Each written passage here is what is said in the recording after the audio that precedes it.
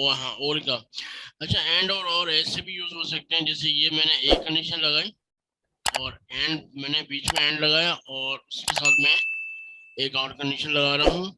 यहाँ मैंने वही सेम कंडीशन रखी हुई है और यहाँ मैंने कंडीशन सपोज मैंने यहाँ पे कर दिया, बल्कि इसको थोड़ा सा चेंज करते हैं। यहाँ मैंने रख देता हूँ फॉल्स, यहाँ ये कंडीशन है और यहाँ ये कंडीशन है। अब बताएं क्या आएगा। फॉल्स फॉल्स फॉल्स मतलब फॉल्स। ये एल्स वाली स्टेटमेंट चलेगी। आवाज आ रही हाँ है? जी चलनी तो फॉल, हाँ जी हाँ जी फॉल्स ही चलनी चाहिए। ठीक है। क्या चल रही है यहाँ पे? हाँ ट्रू चल रही है। ट्रू चल रही है। अब देखें उसका रीजन ये है कि इस कंडीशन हाँ ने इसने क्या रिटर्न किया। इसने कहा ट्रू है, ठीक है, उसने भी कहा, एंड ने भी कहा ट्रू है। हाँ जी तीनों में से एक कंडीशन चलेगी, ठीक हो गया, समझ आ गई। ठीक है, क्योंकि हम्म, आपने फॉल्स इसलिए बोला, आपने यहाँ फॉल्स देख लिया, आपको लगा कि फॉल्स है। हाँ अब जी ऐसे ही। क्योंकि ये तो फॉल्स है, लेकिन यहाँ पे अगर आते हैं तो ये क्या हो रही है। ये ट्रू हो रही है। तो ये पूरी जो कंडीशन है ये बेसिकली ट्रू है। ऐसे और ही। हाँ और जी यहाँ वो पे है, ये उसी के अंदर ही है, ठीक हो गया। और ये भी ट्रू है। हाँ जी ये भी ट्रू है। और यहाँ पे क्योंकि एंड लगा हुआ है। सही हो गया, समझ आ गई। ये बात क्लियर हो गई। अब हम आते बिल्कुल हैं, हो गया। तीसरा हमारे पास लॉजिकल ऑपरेटर कौन सा था। कौन सा था? अच्छा इसकी अगर पिक्चर लेनी है तो आप ले ले हमारे पिक्चर। नहीं नहीं कोई मसला नहीं, मैं ठीक है। समझ पा रहा हूँ चीजें। ठीक है। अब तीसरा हमारे पास ऑपरेटर था नॉट ऑपरेटर। ठीक है, मैंने अभी लॉजिकल ऑपरेटर बता रहा हूँ। लॉजिकल ऑपरेटर के अंदर एंड कवर हो गया और कवर हो गया। अब हम आते हैं नॉट के अंदर, और नॉट के अंदर मैं यूज करता हूँ सपोज एज नॉट इक्वल है 18 के। अब क्या आएगा? अब ये ट्रू कंडीशन होगी। चलाते हैं इसको। क्या आ रहा है? सॉरी फॉल्स आ रहा है, ठीक हो फॉल्स गया। आ रहा है क्योंकि नॉट लगा हुआ है। हाँ नॉट जी इक्वल नोट टू। लगा, ठीक। ठीक है। नॉट की डेफिनेशन क्या थी? नॉट हमेशा क्या करता है?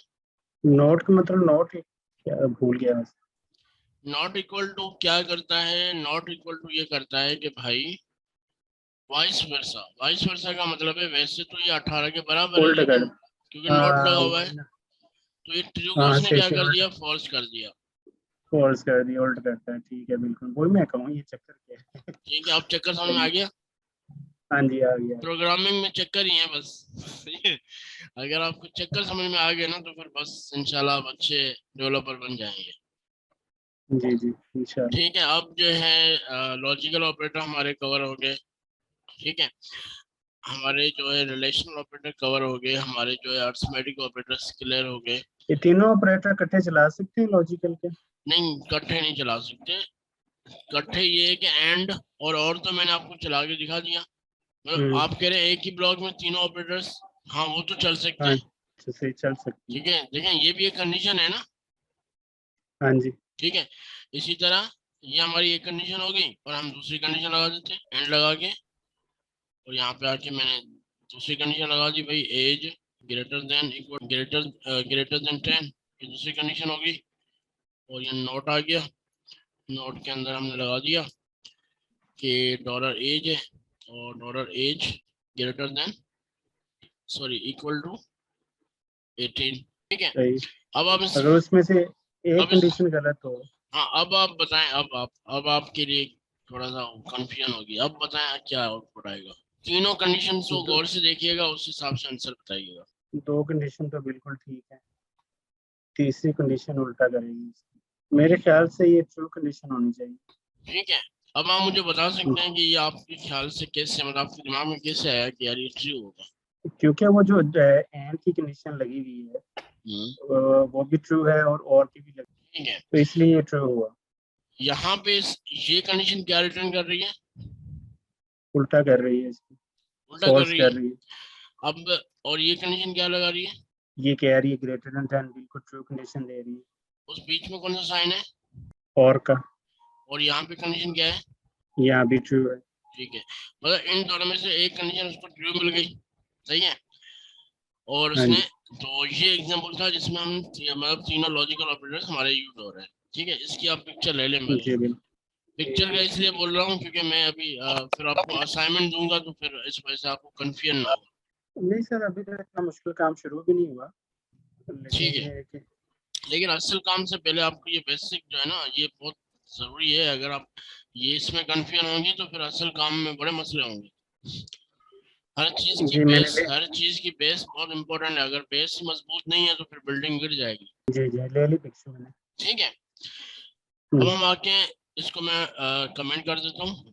मल्टीपल कमेंट के लिए हम क्या यूज करते हैं, स्लैश और स्टेरिक। हाँ फिर हम क्या यूज हाँ जी करते हैं, स्टेरिक फिर ये स्लैश। बस अब ये लाइन रीड नहीं होगी और हम इसको रिफ्रेश करेंगे, कुछ नहीं है। कुछ भी नहीं ठीक है, आएगा। क्योंकि हमने कोई स्टेटमेंट प्रिंट नहीं करी। Is that clear? जी बिल्कुल क्लियर हो। ठीक है, अब हमारे पास एक चीज थी, मैंने थोड़ा सा जिक्र कल भी किया था। इसमें होता है पोस्ट इंक्रीमेंट और एक है प्री इंक्रीमेंट। नहीं ये कल कल नहीं आया था। अच्छा, बता रहा हूँ कि मैं असल में बेसिकली पोस्ट इंक्रीमेंट किस चीज को बोलते हैं, डॉलर ए प्लस प्लस। ठीक है, ये पोस्ट हम्म, इंक्रीमेंट है। और ये हमारे पास प्री इंक्रीमेंट कौन सा है, प्लस प्लस डॉलर ए, ये प्री इंक्रीमेंट है। सही। ठीक है, और इसी तरह हमारे पास पोस्ट डिक्रीमेंट है। पोस्ट डिक्रीमेंट क्या है भाई, डॉलर ए, ये माइनस प्री थ्री, डिक्रीमेंट क्या होगा, माइनस माइनस डॉलर है। Minus minus dollar. ठीक है, वेरी गुड। ठीक है, और एक है असाइनमेंट ऑपरेटर, असाइनमेंटल ऑपरेटर। इसका मतलब ये है डॉलर ए प्लस 100। ठीक है, इसका मतलब ये है कि अगर सपोज डॉलर ए की वैल्यू है 10, अब ये क्या कर रहा है यहाँ पे, इसकी वैल्यू यहाँ पे 10 है और इसके अंदर ये कितने प्लस कर रहा है, 10 तो ए की वैल्यू अब क्या होगी। 10 टाइम ज्यादा हो जाएगा। नहीं, अगर मैं यहाँ पे ई को ए कर दूं तो आउटपुट डॉलर ए में क्या आएगा, 100 आएगा, 20 आएगा। 20 आएगा। बस यही चीज समझा रहा था, क्योंकि 10 ओरिजिनल वैल्यू है, उसके अंदर 10 और प्लस हो गए। इसका मतलब यहाँ पर ये है कि जो भी ए की ओरिजिनल वैल्यू है उसमें एक नंबर इंक्रीमेंट करो। इसका मतलब भी वही है, एक नंबर इंक्रीमेंट करो। बस थोड़ा सा डिफरेंट है, वो मैं अभी आपको प्रैक्टिकल करूंगा फिर आपको पता चल जाएगा। इसमें भी है 1 नंबर इंक्रीमेंट करो जो भी उसकी ओरिजिनल वैल्यू है। इसमें क्या है, जो ओरिजिनल वैल्यू है उसमें एक नंबर माइनस कर दो, 1 नंबर माइनस कर दो। समझ नहीं आया तो मुझसे पूछ लीजिए। इसका मतलब भी वही है, एक नंबर माइनस कर दो। ठीक है, तो ये हमारे पास इंक्रीमेंटल ऑपरेटर है या असाइनमेंटल ऑपरेटर है। इसको मैं हटा देता हूँ। अब हम आते हैं इसके प्रैक्टिकल में। प्रैक्टिकल में क्या है, मैं यहाँ पे आता हूँ और मैं बोलता हूँ कि भाई एज प्लस प्लस, और मैं इक्वल कर देता हूँ एज। ठीक है, तो अब यहाँ पे मैं सपोज यहाँ पे मैसेज प्रिंट करता हूँ, आसिफ योर एज इज, और यहाँ पे क्या आएगा, कॉन्केनेट ऑपरेटर। पीएचपी में कॉन्केनेट ऑपरेटर डॉट से साइन होता है, सी शार्प के अंदर प्लस होता है, सी के अंदर कॉमा होता है। कॉन्केनेट ऑपरेटर वहां हम यूज करते हैं जहां हम अपनी ये स्टेटमेंट भी प्रिंट करा रहे हैं, उसके साथ उस वेरिएबल की वैल्यू भी प्रिंट करा रहे हैं, वहां पे कॉन्केनेट ऑपरेटर यूज होता है। इज दैट जी क्लियर? बिल्कुल। ठीक है, जी बिल्कुल। अब हम क्या करते हैं, अब इसके हिसाब से, आपके हिसाब से एज, आसिफ की एज कितनी आनी चाहिए, 19। सॉरी आरिफ की एज, आरिफ की एज। मैं यहाँ पे आसिफ की जगह या नेम वेरिएबल लगा देता हूँ ताकि ये कंफ्यूजन दूर हो जाए। हाँ जी 19 आने चाहिए। 19 आनी चाहिए, चलो देखते हैं। हाँ ठीक है, वेरी गुड। अब इसी को मैं, अब क्या आएगा, सेम आएगी सेम है सर। सेम आएगा। हम्म, ठीक है, अब ये बेसिकली क्या है, ये प्री इंक्रीमेंट है, उससे पहले वाला क्या था, पोस्ट इंक्रीमेंट है। ठीक है, अब मैंने आपको बोला इसमें थोड़ा सा डिफरेंट है। वैसे तो ये 1 नंबर इंक्रीमेंट है, लेकिन अगर मैं इसको डायरेक्ट इको में प्रिंट करूं तो यहाँ आपको डिफरेंस समझ में आएगा। अगर प्लस प्लस करता हूँ, यहाँ मैंने क्या किया हुआ है प्लस प्लस, और यहाँ क्या किया हुआ है एज का वेरिएबल। अब क्या आएगा, 19 आना चाहिए। 19 आना चाहिए। हम्म, ठीक है, 19 आएगा। अब मैं यहाँ पे आके इसको प्लस प्लस बाद में लगाता हूँ, जो हमारा पोस्ट इंक्रीमेंट है, अब क्या आएगा, अभी 19 आना चाहिए। तब भी 19 आना चाहिए। हम्म लेकिन 19 नहीं होगा, पता है क्यों, हम्म, क्या हो रहा है, 18 आ रहा 18 है। 18 क्यों आ रहा है, यही मैं आपको बता रहा था कि पोस्ट और पोस्ट इंक्रीमेंट और प्री इंक्रीमेंट में फर्क आपको तब पता चलेगा जब आप डायरेक्ट इको में वैल्यू को लिखोगे तो फर्क आएगा। अब इसने क्या किया, इको में लिखा, इको में डायरेक्ट आया, इसको वेरिएबल कौन सा मिला, एज। उसने ओरिजिनल वैल्यू देखी कि भाई ओरिजिनल वैल्यू एज की क्या है, 18। उसने क्या किया, 18 को प्रिंट कर दिया और इसको उसने देखा भी नहीं। उसने क्या कर दिया, 18 को प्रिंट कर दिया। ठीक है, इसी तरह जैसे हमने यहाँ पे आया तो इसने क्या किया, प्लस पहले हो गया उसका, 18 था लेकिन क्या हो गया, इसने पहले ही इंक्रीमेंट कर दिया तो हो गया 19। अब एज के बाद एज आ गई 19। इसके अंदर क्या हुआ, उसको आया फर्स्ट टाइम और देखा यार यहाँ पे तो एज हमारे पास पड़ा हुआ है और एज हमारे पास 18 है, प्लस प्लस बाद में हो रहा है, तो हम ओरिजिनल जो वैल्यू है उसकी वो प्रिंट होगी। जस्ट लाइक इंटीजर और स्ट्रिंग वाला वैल्यू जो है ना उसने उठाई नंबर वाली, उसी तरह ये उठा रहा है यहाँ पे। नहीं, यहाँ डिफरेंट आपको समझ में आया प्री और पोस्ट में? हाँ जी समझ आ गया। ठीक है, मैं अब वैसे कह रहा हूँ कि वहाँ जैसे वो नंबर उठा रहा था, ठीक है, जी जी, जैसे 18 मैंने नंबर लिखा है इंटीजर और उसका स्ट्रिंग के अंदर, स्ट्रिंग में जैसे हम नंबर लिख रहे हैं तो वो नंबर को उठा रहा था, हाँ वो तो तो ऐसे नंबर इसको उठाएगा। वैल्यू, ऐसे वैल्यू को पहले उठा रहा है हाँ और उसको वो देख ही नहीं रहा। Exactly exactly। अब यहाँ पे आके मैं सपोज कर देता हूँ प्री डिक्रीमेंट, अब क्या होगा, 17 आएगा। Very good. अब मैं यहाँ पे आया पोस्ट डिक्रीमेंट, अब क्या होगा, 18। वेरी गुड, यही चीज समझा रहा था। अब हम आएंगे, इसके अंदर मैंने कर दिया एज प्लस 100। अब आरिफ की एज क्या होगी, ये हो जाएगी 118, लेकिन आपने उसके साथ, हाँ 118 होगी, ठीक है। 118। यहाँ पे आगे देखते हैं 18 है, वेरी गुड। और मैं इसके साथ लगा देता हूँ माइनस यहाँ पे, अब क्या आएगा, 117। यहाँ तक बात समझ आ गई? जी बिल्कुल।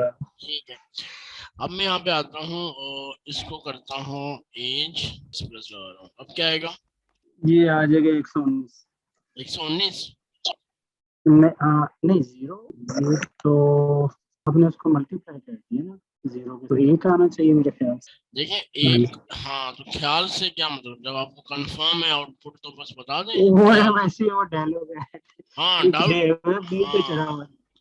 आपने जो लॉजिक बनाई उसमें आप अपने आप को यकीन होना चाहिए कि यार नहीं बस अब यही आएगा। ठीक है, नहीं वो मुंह पे चढ़ा हुआ है, ठीक है, वो हाँ इसलिए बस और कुछ डाउट, नहीं। हाँ डाउट में नहीं होना चाहिए क्योंकि किसी भी नंबर को मल्टीप्लाई करेंगे जीरो से और फिर जीरो आएगा और यहाँ पे मैंने एक इंक्रीमेंट किया हुआ था तो 1 आएगा, वेरी गुड। जी ठीक है, ये समझ में आ गया पोस्ट डिक्रीमेंट इंक्रीमेंट। हाँ बिल्कुल, अच्छी तरह समझ आ गई।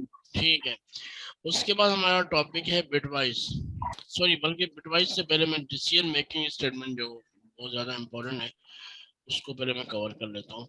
ठीक है, अब मैं एज की जगह यहाँ एग्जांपल में लिखता हूँ मार्क्स। ठीक है, और मार्क्स मैंने कर दिए 60। ठीक है, अब मैं आता हूँ यहाँ पे कि एक कंडीशन लगाता हूँ, इफ अगर आरिफ की मार्क्स 80 या 80 से ज्यादा हो, 60 ग्रेटर से। 80 से ज्यादा हो हम्म। तो उसको ग्रेड मिलना चाहिए। इको के तो ठीक। अच्छा, इको और प्रिंट में मैंने क्या डिफरेंस बताया था, इको में हम मल्टीपल कर सकते हैं, प्रिंट में आप सिर्फ एक ही कर सकते क्या, हैं, मतलब स्टेटमेंट आप मल्टीपल स्टेटमेंट आप कर सकते हैं इको में, वो तो हम जो प्रिंट में, प्रिंट में सिर्फ एक ही आप कर सकते वो तो हम प्रिंट में भी कर सकते हैं।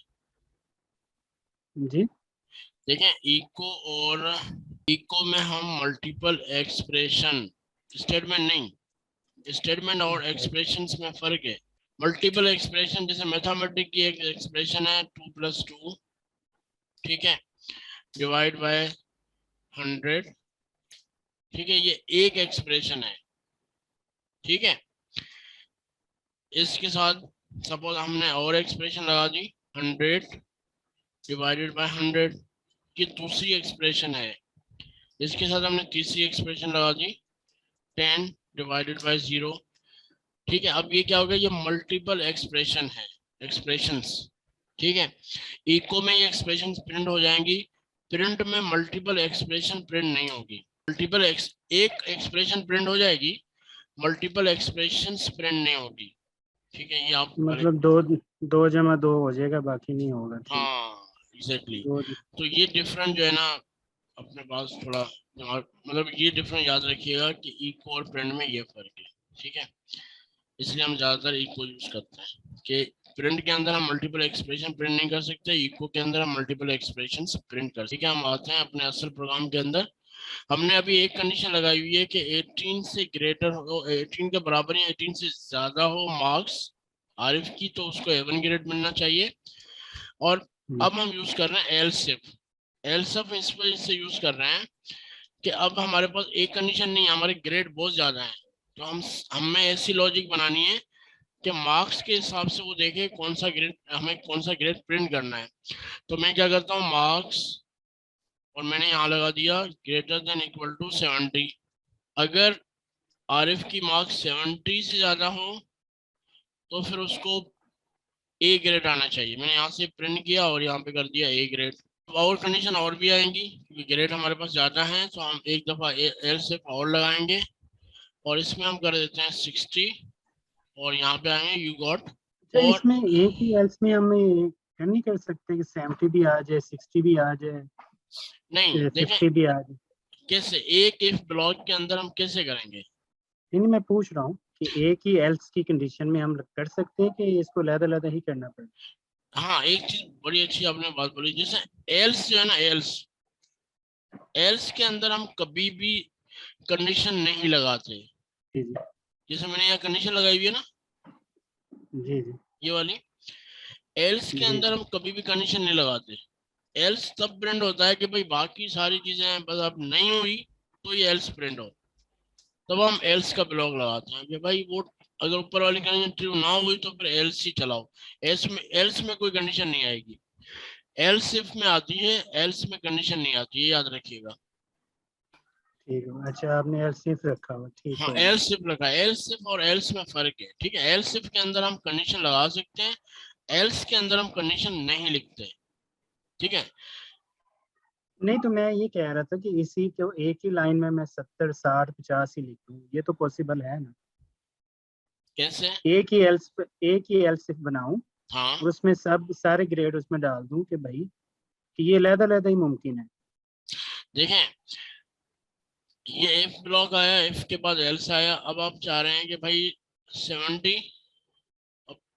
देखें इसमें अब चलो आप अगर लॉजिकल ऑपरेटर भी यूज करते हैं तब भी मैं आपके सामने एक एग्जांपल कर रहा हूँ, जैसे आपकी जो है ना आपको ताकि क्लियर हो जाए। अगर मैं यहाँ पे और लगाता हूँ, क्योंकि लॉजिकल ऑपरेटर हमें बीच में लगाने पड़ेंगे, अदरवाइज हम मल्टीपल कंडीशन एक इफ ब्लॉक में नहीं लगा सकते, ठीक है। अगर मैं लॉजिकल ऑपरेटर लगाता हूँ और आपके कहने पे सपोज मैं कहता हूँ कि भाई 70 के ग्रेटर हो तब भी बी ग्रेड हो, और यहाँ पे अगर मैं 60 करता हूँ 60 के ग्रेटर हो तब भी बी ग्रेड हो, तो फिर वो तो फिर मतलब वो हमेशा जैसे ए ग्रेड है तो वो तो फिर 70 में भी ए ग्रेड दिखाएगा, 60 में भी दिखाएगा, तो फिर हम नहीं, बी मैं ग्रेड। मेरा वही वही तो मैं कह रहा हूँ, कोई ऐसी हम चीज नहीं कर सकते कि एक ही हम कर ले। मैं एक क्वेश्चन है मेरा। नहीं, हाँ, मैं वो कह रहा हूँ, क्वेश्चन का आंसर मैं प्रैक्टिकली करके आपको बता रहा हूँ कि ये चीज पॉसिबल नहीं है। अब हम आते हैं इसके अंदर कि ये हमारा A1 की कंडीशन है। A1 तब आएगा जब उस आरिफ की मार्क्स जो है वो 80 या 80 से ज्यादा होंगी। ए ग्रेड तब आएगा जब आरिफ की मार्क्स 70 या 70 से ज्यादा होगी। और बी ग्रेड तब आएगा जब आरिफ की मार्क्स 60 या 60 से ज्यादा होगी। और एक और एलसिफ लगेगा। अब आगे आप बताओ। आगे वो 50 वाला आएगा कि 50 सी वाला ग्रेड आएगा, होना चाहिए। 50 में हम सी ग्रेड देते हैं। सी और ग्रेड। एक और आएगा, एक वो डी ग्रेड वाला आएगा। डी ग्रेड आएगा। डी वो ग्रेड में कंडीशन क्या लगेगी, डी ग्रेड में 40। 40 आ गया, और यहाँ डी ग्रेड आ गया। अब डी ग्रेड के बाद मुझे फेल करना है, अब कंडीशन बताओ। डी ग्रेड के बाद 30 आएगा, 30 में फेल हो जाएगा, या डी 32 आएगा, फेल हो जाएगा। डी ग्रेड में अब यहाँ पे क्या लिखूं, नहीं, लेस देन लिखेंगे ना यहाँ। लेस देन आएगा, लेस देन कितना, लेस देन, लेस देन 35 लिख दें। लेस देन 35 लिख दो, मतलब 39 अगर मार्क्स आई तो फिर क्या दिखाएगा। 39 वाला आएगा वो डी ग्रेड में जाएगा ना। क्यों डी ग्रेड में क्यों जाएगा, तो यहाँ हमने डी ग्रेड में क्या कंडीशन लगाई हुई है। ग्रेटर देन, ठीक हो गया। फिर यही होगा, लेस देन ही होगा ना, लेस देन 40 हो जाएगा। लेस देन 40 होगा, मतलब 40 से कम जो हो, क्योंकि 40 पे उसको डी ग्रेड मिल जाएगा। 40 से कम हो, उस 40 को कम हो वही फेल होगा, fail, simple fail. Fail. Fail करने में हम उस्ताद हैं। हाँ अब सपोज कराची में मैं, तो फेल होता है कोई नहीं है। हाँ कराची में तो फेल होता है कोई। हाँ बस यही है, कराची हैदराबाद दोनों ऐसे ही हैं, कोई फेल नहीं होता, सब पास हो जाता। अच्छा मैं आपसे ये पूछना चाह रहा हूँ कि मैं यहाँ पे इक्वल क्यों नहीं लगा सकता? इक्वल इसलिए नहीं लगा सकते, वो डी ग्रेड में चला जाएगा इक्वल लगाएंगे। Exactly exactly. लेस देन मैं इसलिए लगाया कि भाई 40 से कम हो तो फेल हो। अब आप आरिफ की मार्क्स देखें कि आरिफ ने मार्क्स कितनी उठाई हैं, ग्रेड कौन सा आना चाहिए? ये आएगा, इसका बी ग्रेड आएगा। बी ग्रेड आएगा, चलाते हैं इसको, देखते हैं कि क्या ग्रेड आता है। वेरी गुड, बी ग्रेड आया। अब सपोज मैं यहाँ पे कर देता हूँ इसको 90, अब क्या आएगा? अच्छा हम आते हैं, हम कहाँ पे थे? हाँ अब हम, बी अब ग्रेड। आरिफ, हाँ अब आरिफ की मार्क्स कहाँ, सॉरी अब आरिफ की मार्क्स कितनी मैंने दी हुई है उसको, अब आरिफ ने उठाई है 90, कितना ग्रेड आएगा? इसका A1 ग्रेड आएगा। A1 ग्रेड आएगा, ठीक है वेरी गुड। ठीक है अब मैं इसको मार्क्स देता हूँ 39, अब कितना आएगा? फेल हो जाएगा। फेल हो जाएगा, वेरी गुड।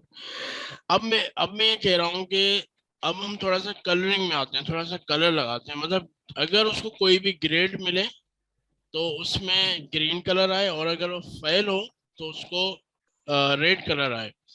तो मैं कलर इसके अंदर कैसे लगा, कलर की वेरिएबल बनाएंगे और अलग से वेरिएबल वेरिएबल। बनाएंगे? अच्छा HTML जावास्क्रिप्ट CSS आपने कहा था मुझे आती है।